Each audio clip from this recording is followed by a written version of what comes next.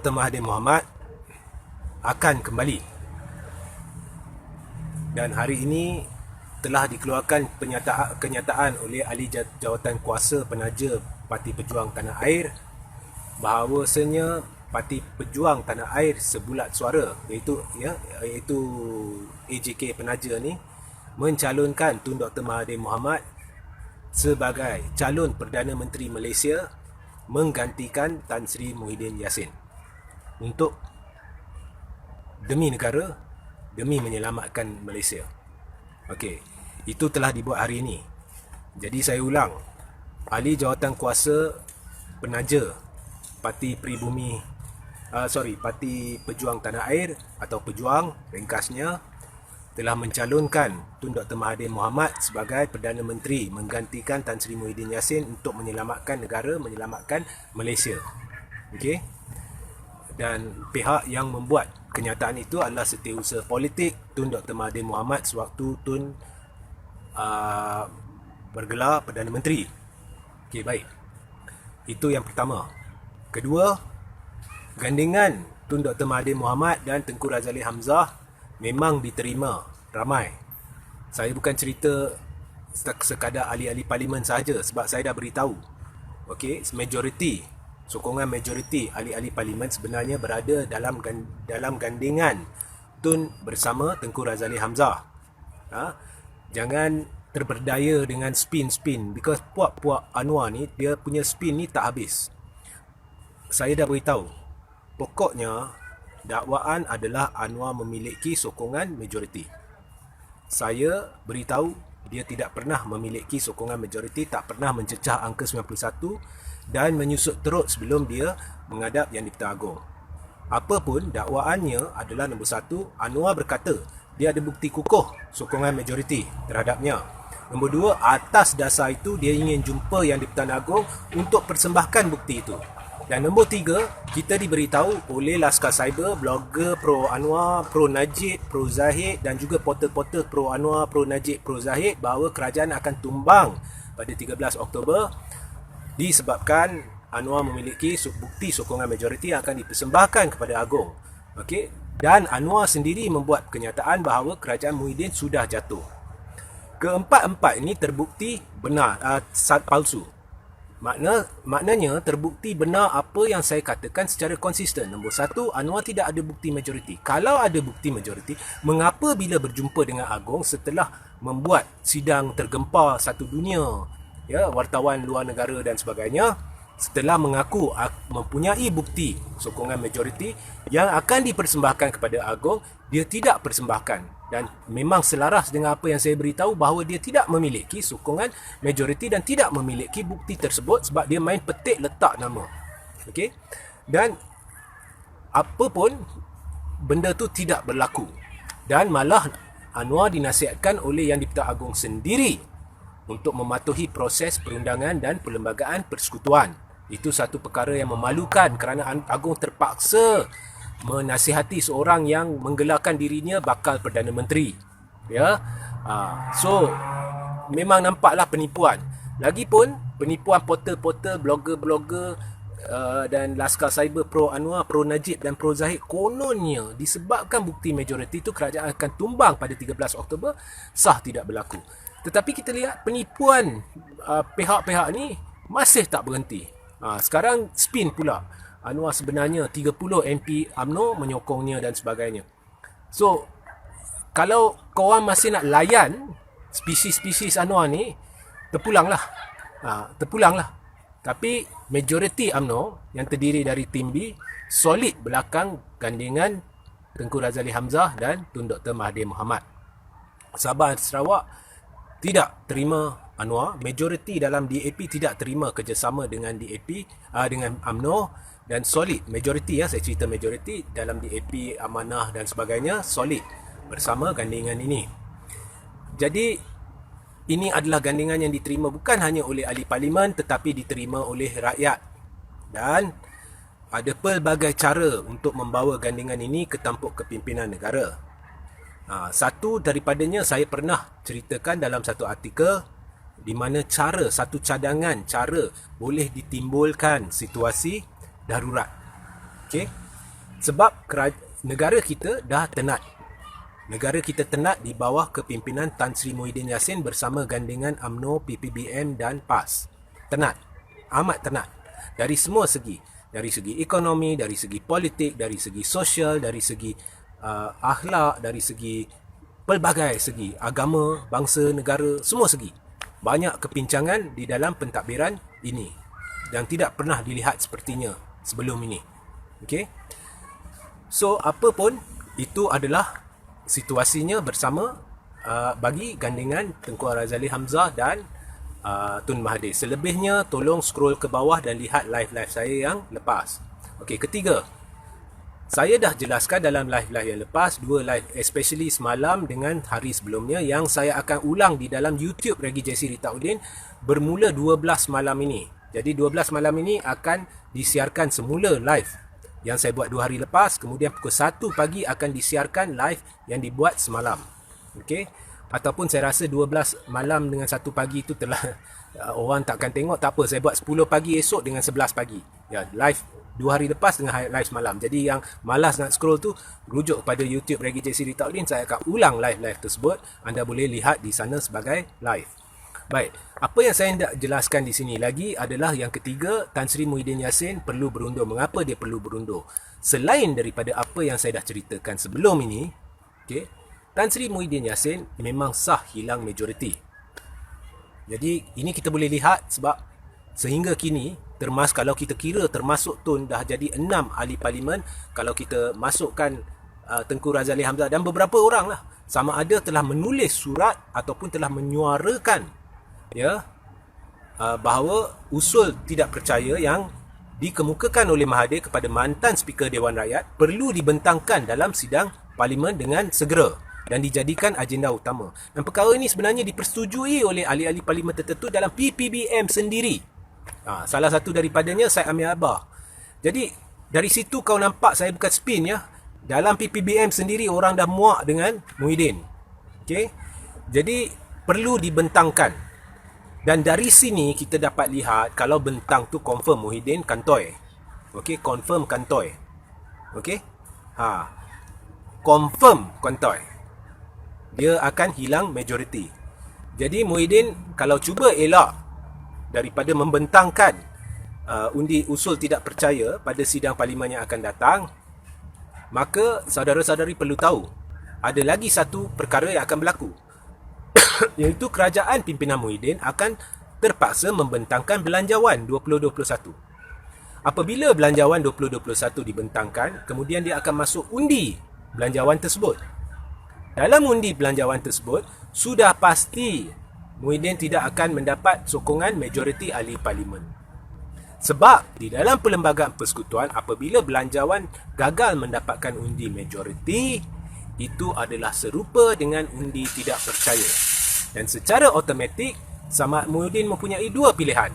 Apabila dah kalah undi majoriti itu, sama ada beliau A, boleh letak jawatan sebagai Perdana Menteri bersama Barisan Jemaah Menteri, atau B, beliau boleh nasihati Yang di-Pertuan Agong untuk membubarkan parlimen. Dan seandainya beliau menasihati Yang di-Pertuan Agong untuk membubarkan parlimen, Yang di-Pertuan Agong menurut peruntukan Perlembagaan Persekutuan boleh menangguh arahan itu. Atas dasar-dasar tertentu.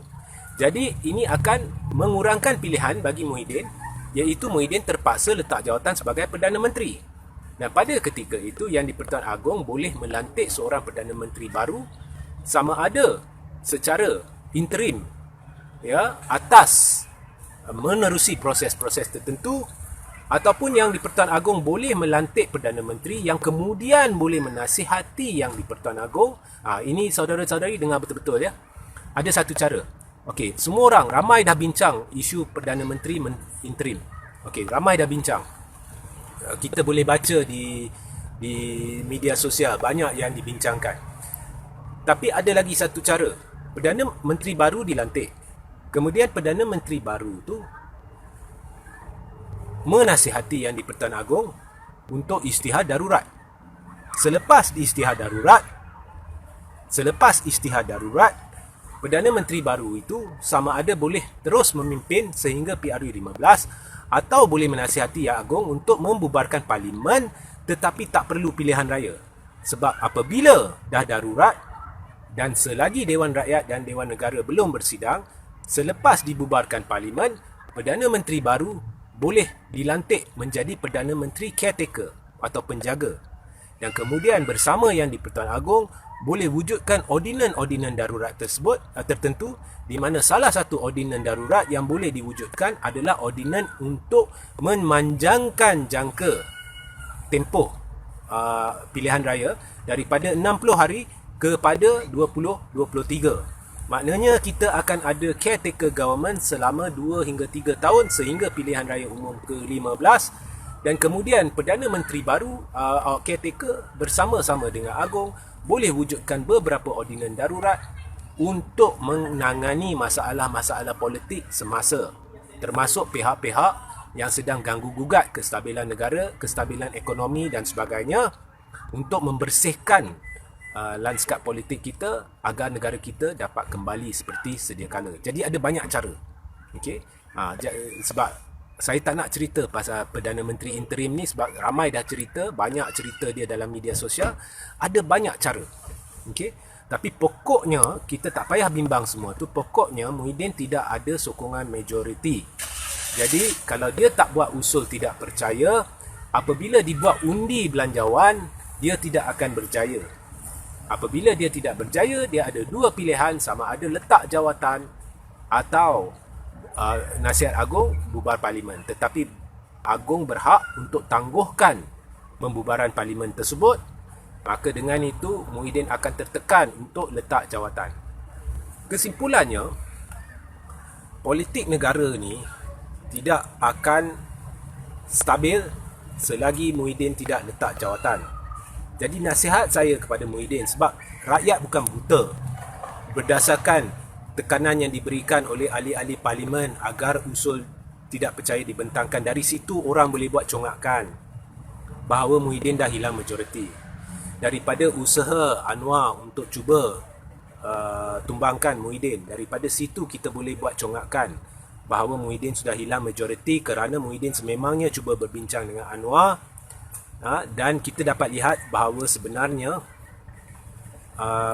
Muhyiddin ni yang ada dua kerusi majoriti ni sebenarnya tidak mampu meningkatkan bilangan kerusi tersebut. Ditambah pula orang-orang dia sendiri, ahli-ahli parlimen dia sendiri minta usul tidak percaya dibentangkan, sekaligus menunjukkan sebenarnya dia tidak cukup sokongan ahli-ahli parlimen. Jadi daripada tanggung malu, sehingga ada undi tidak percaya, ada ini berlaku, ada itu berlaku sehingga terpaksa letak jawatan, lebih baik letak jawatan atau berundur. Okey, jangan bebankan negara, jangan bebankan rakyat lagi.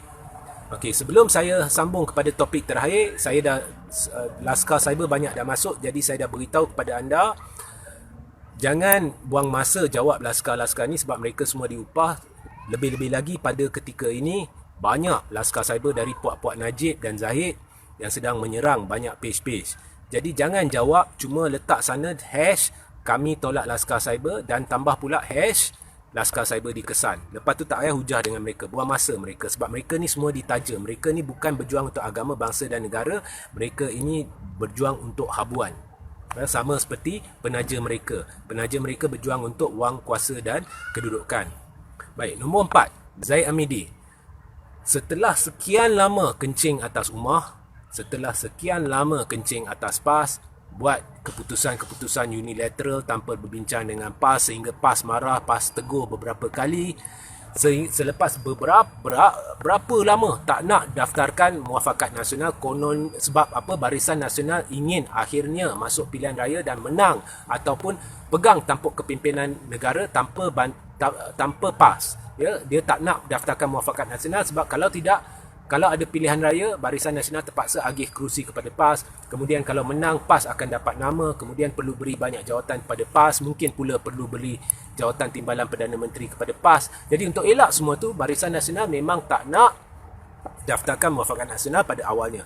Jadi tindak tanduk Zahid dengan Najib ni sebenarnya telah banyak memudaratkan masyarakat Melayu Islam, Bumiputera Muslim ataupun ummah secara amnya. Ummah begitu marah sehingga berpecah kepada puak yang setuju dengan Zahid, yang tentang Zahid, yang setuju dengan tindak tanduk PAS, yang marah dengan PAS mengapa masih melutut kepada UMNO, yang setuju dengan Najib, yang marah dengan Najib. Banyak berpuak dah, berpecah.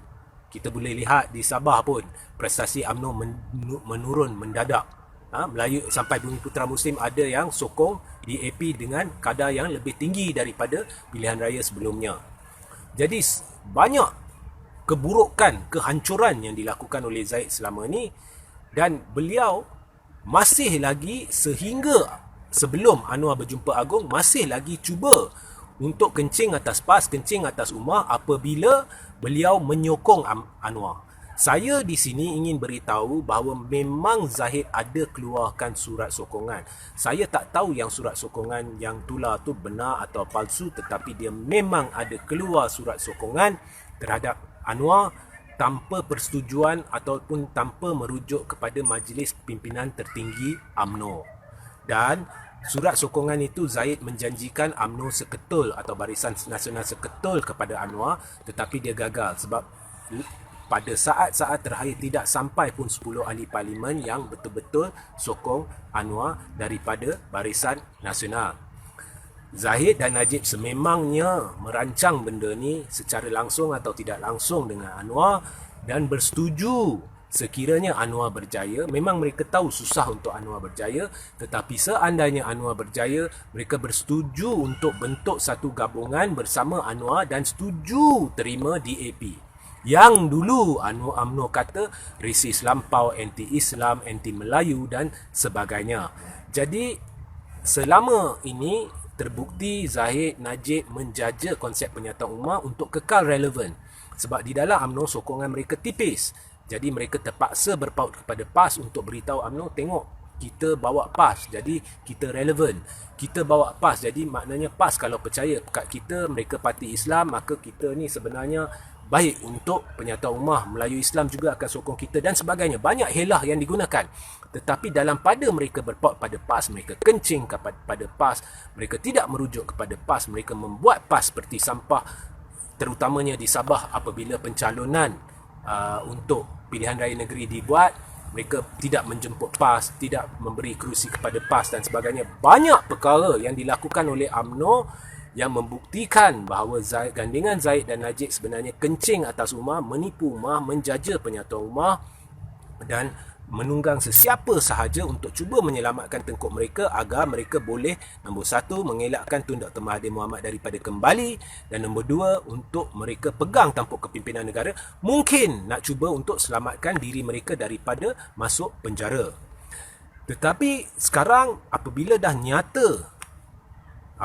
nyata gandingan Tengku Razali Hamzah dan Tun Dr. Mahathir Mohamad akan kembali, apabila dah nyata bahawa segala komplot, konspirasi, perancangan jahat Zahid dengan Najib dah gagal, tiba-tiba Zahid boleh keluar kenyataan nak daftarkan Muafakat Nasional.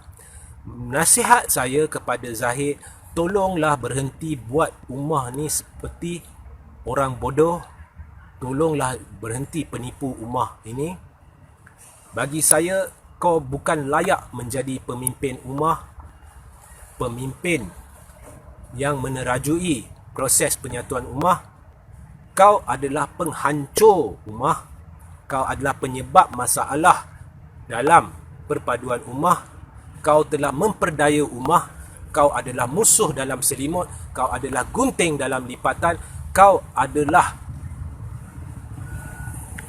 orang yang bersifat munafik. Cara anda ada jugalah pendapat saya, unsur-unsur yang tidak betul tu yang saya tak nak namakan. Anda tak layak. Jangan penipu ummah sekarang ni dengan konsep penyatuan ummah, sebab kita tak percaya.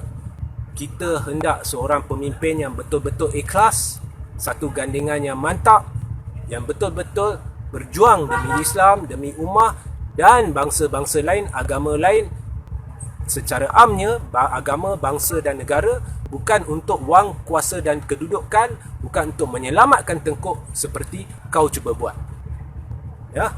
Jadi gandingan Najib dan Zahid ni negara Malaysia tidak perlukan. Sudah sampai masanya kita letak titik noktah pada perjuangan palsu mereka tu, dan sudah sampai masanya ummah buka mata bahawasanya Zahid sedang menjaja segala apa yang boleh dijaja demi menjaga tengkuk dia. Najib sedang menjaja segala apa yang boleh dijaja untuk menjaga tengkuk dia. Mereka lah ni paling banyak penipuan, paling banyak spin, paling banyak usaha untuk memperbodohkan ummah, dan mereka sanggup bersekongkol dengan siapa sahaja. Walaupun dulu dikatakan pihak tu macam ni, macam tu, mereka sanggup buat apa sahaja. Janji mereka pegang kembali tampuk kepimpinan supaya mungkin kes-kes boleh dibuang dan sebagainya. Jadi nasihat pada Zahid, sudahlah. Kau nak pergi daftar muafakat nasional ke, kau nak pergi terjun dalam sungai ke, kau nak pergi atas bangunan tinggi dan terjun ke bawah ke, we don't care. Rakyat sokong gandingan Tun Dr. Mahathir Mohamad dan Tengku Tan Sri Razaleigh Hamzah. Akhir sekali, sebelum saya akhiri sidang live ni, ada dua surat yang tular. Surat pertama adalah surat yang kononnya ditandatangani oleh Najib dan Zahid bagi menyokong Anwar. Now, adakah surat itu benar, sahih atau palsu? Saya tidak tahu. Tetapi ini saya boleh katakan dengan pasti. Zahid buat surat sokongan bagi Anwar, menjanjikan Anwar UMNO dengan Barisan Nasional Seketul tanpa merujuk kepada MKT UMNO. Zahid kalau nak boleh sangkal. Kalau nak ambil tindakan terhadap saya, persilakan. Nombor dua, ada lagi satu surat sedang tular, kononnya surat akuan bersumpah YB Mazli Malik yang menyokong Anwar. Saya ingin beritahu bahawa sekarang ni pelbagai taktik untuk, sebab dah terdesak ya kumpulan UMNO ni, pelbagai taktik digunakan untuk mengubah persepsi kepada ahli parlimen. Sebab mereka dah terdesak, amat terdesak sekarang, sehingga mereka membuat taktik-taktik jahat untuk menipu ahli parlimen. Sebab tidak ada pilihan lain. Walaupun mereka tahu taktik-taktik ini tidak akan berjaya, tetapi orang terdesak, dia tetap akan cuba kerana tidak ada pilihan lain. Jadi jangan percaya sangat. Kalau nampak sekadar satu surat, percaya, bawa. Saya jarang kau lihat saya bawa surat-surat akuan bersumpah dan sebagainya. Biar saya yakin dia betul ke palsu ke, saya tak bawa. Sebab itu tidak bermakna apa-apa. Kalau nak pun, tunggu kenyataan daripada ahli parlimen berkenaan. Jadi kalau nak tanya YB Mazli Malik, benar atau tidak dia buat surat akuan bersumpah menyokong Anwar. Setahu saya, banyak taktik kotor sedang digunakan oleh tim A UMNO kerana mereka dah begitu terdesak. Jadi jangan mudah percaya. Ya, jangan mudah percaya. Okey. Baik. Last sekali ada orang tanya saya, betul tak Mahathir kembali sebagai Perdana Menteri? Now, ini saya tidak tahu. Sama ada Mahathir balik sebagai kapasiti apa, Tengku Razaleigh kapasiti apa, saya tidak tahu. Yang saya tahu, Parti Pejuang secara sah, AJK Penaja telah mencalonkan dia sebagai Perdana Menteri. Saya tidak ingin melangkaui batas, membuat pengumuman yang tak patut saya buat, atau membuat pengumuman bagi pihak lain walaupun saya tidak diberikan autoriti, kuasa untuk berbuat demikian. Jadi saya tidak tahu. Saya tidak berkata Mahathir akan kembali sebagai Perdana Menteri. Saya juga tidak berkata dia tidak akan kembali sebagai Perdana Menteri. Yang saya kata Mahathir akan kembali. Tetapi ia adalah gandingan Mahathir dengan Tengku Tan Sri Razaleigh Hamzah. Yang lain, siapa jadi Perdana Menteri, siapa jadi ini, siapa jadi itu saya tak tahu, saya tak nak bincang. Cuma satu, Jawatan Kuasa Penaja telah mencalonkan Mahathir sebagai Perdana Menteri menggantikan Muhyiddin. Jadi kau kena clear. Apabila baca dengan jelas. Ya, jangan buat andaian sendiri, baca tajuk buat andaian sendiri. Ya. Okey. Dan sehingga sebelum saya akhiri, Muhyiddin tolong ya.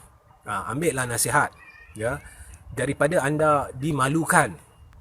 Because memang jelas terang.